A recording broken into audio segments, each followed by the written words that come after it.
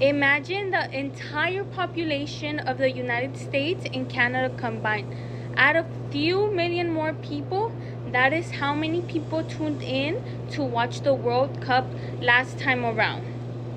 Nearly 1.5 million people tuned in to watch the World Cup final. The FIFA World Cup is the most important sports event in the world. FIFA stands for Federación Internacional de Fútbol. In the United States, it's known as soccer. Today, we will explore the history of the most important sports event in the world. We will also learn how a host nation is selected, how this event unites people globally. I also want to add that soccer is actually my favorite sport. I actually played soccer since I was a little kid. I grew up watching soccer every weekend. We would get together as a family and turn on the TV, watch our favorite teams play. The World Cup is done every 4 years, so the long wait makes this tournament really special. Fans are excited and ready to root for their home countries. This year, the World Cup is being held between three nations, which is Mexico, Canada, and the United States. The tournament is ongoing, so we still do not have a champion yet, but July 17th we'll know who gets crowned World Cup champion. The first FIFA World Cup was in 1930. It was held in Uruguay.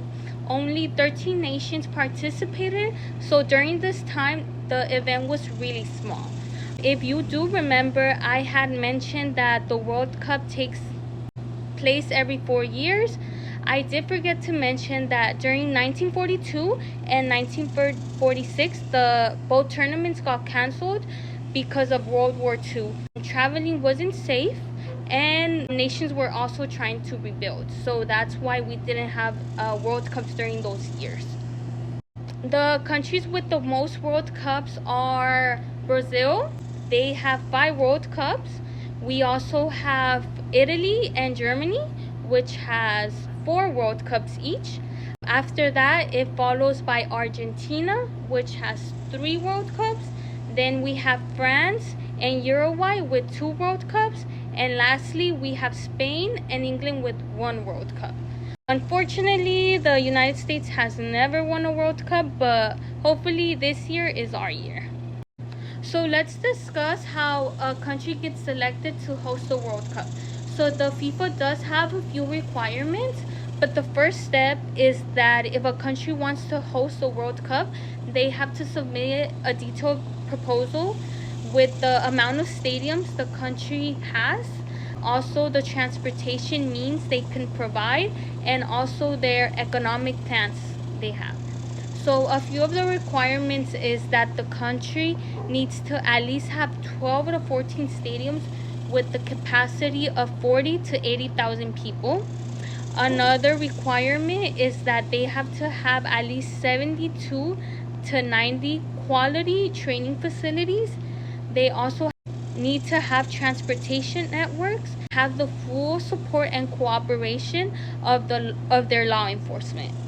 So once a country is selected to be the host nation for that World Cup, they automatically qualify. For example, this year's World Cup is taking place in the United States, Mexico, and Canada, so they automatically qualified for the World Cup. They didn't have to go through the process like the other countries did.